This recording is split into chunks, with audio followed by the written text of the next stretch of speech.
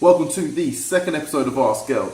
On today's episode, we're going to be talking about everything from C-sections and how to regain your muscle tone once you've lost it, and also, as well as that, how to maintain your gains whilst dieting and how to regain your gains once you've lost them. To get on the show, all you need to do is post your comments below, post your questions below, and I'll get to them on the next episode. So first of all, first question is from Jane Atkins. Jane Atkins asks, what's the best / most effective form of exercise to do following a C-section 11 weeks ago, especially when I no longer have much spare time to exercise? Your biggest problem, Jane, is going to be engaging your abdominal your abdominal muscles when you first start training them again. Your abdominal muscles have been basically inactive for a long time, a long duration of your pregnancy. A C-section then doesn't help because the muscles won't engage because they've been cut. So, to engage your abs, any real abdominal exercise, you need to first of all focus on pushing your back down into the floor. That is a great initiation, or it's a great movement cue to initiate the contraction of your abdominal muscles. That is probably 70% of it. But what I've done is below, I've linked you to an 8-minute ab workout, which is very, very basic. Start very gradually. Only do what you feel you're comfortable doing to start off with. Be very careful with your lower back. Make sure that you are engaging your abdominal muscles when you're pressing your abs, when you're pressing your back into the floor. As well as this, focus on nice big ranges of motion. Don't try and rush the movement. Nice and controlled. All right, on to our second question. Second question is by Luke Omelette. Luke says, I used to be 15 stone with a very low body fat percentage. I've got these supplements, but how long with so-called muscle memory will it take to get that shape and size back? Well, first of all, Luke, we need to address what muscle memory is, because for a lot of people misunderstand it.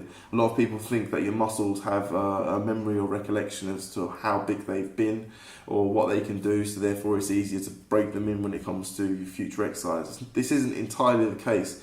Muscle memory is the result of hormonal changes which have stabilised over time, but as well as this, changes to your central nervous system which have stabilised over time.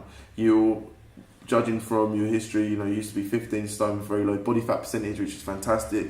It also indicates your testosterone levels slightly higher than, say, the average individual. It's hard to be 15 stone and lean, so that's kudos to you. As well as that, by weight training, your central nervous system becomes more efficient. Weight training is a skill base first off, so something that your central nervous system remembers. So if we judge, your history, you've obviously had quite a good history of weight training. Your testosterone levels seem to be slightly higher. I'd estimate that you're going to regain your gains quite a bit quicker than the average individual. But as well as that, still train smart.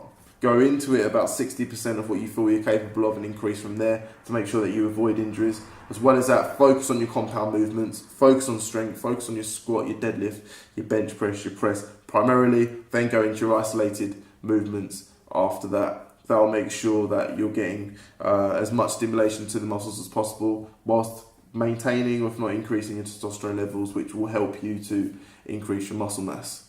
Third question comes from John Rosa. John's Ask Girl is, I'm trying to lose body fat but want to maintain strength in my compound movements. Is this possible? Without a doubt. If we look to the best people who do this, we're going to be looking at powerlifters. Powerlifters will spend a lot of their time bulking, calorie excess to make sure that they're nutritionally sound, and then they'll cut back, they'll reduce their weight, reduce their body fat whilst training for a competition, enter that competition at a lower body fat percentage and dominate the weight class. So the question is, how do you do this? Well, I'd say from a dietary perspective, you've got two priorities, and they're both to make sure that your body is in as low a stressful environment as possible. Low stress means your body will gain muscle mass because it thinks it can sustain it. So first of all is to increase the amount of protein that you're eating, 2 grams per kilo of body weight at a minimum. This will mean that your body is less likely to scavenge protein from your muscle tissue because it knows it's got a plentiful supply coming from your diet.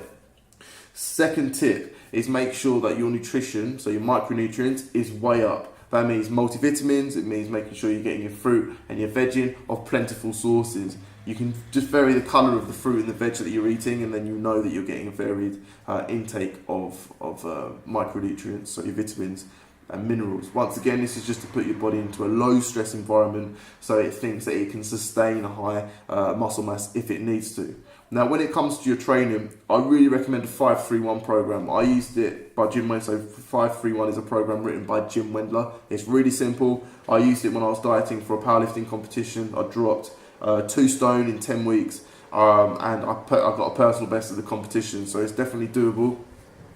5-3-1, once again, maintains a low level of stress. It is sub-maximal training, which is what we want, to make sure that you're not stressing yourself out, make sure you're not stressing your body, and you should notice that you get really good stable gains as a result. 5-3-1, Jim Wendler, high protein, high micronutrient. Right, that's the end of Ask Girl for today. What I want you to do is to post your questions in the box below, in the comment box below, and I'll get to them on the next Ask Girl. Thanks for watching. Any requests, any changes, just let me know.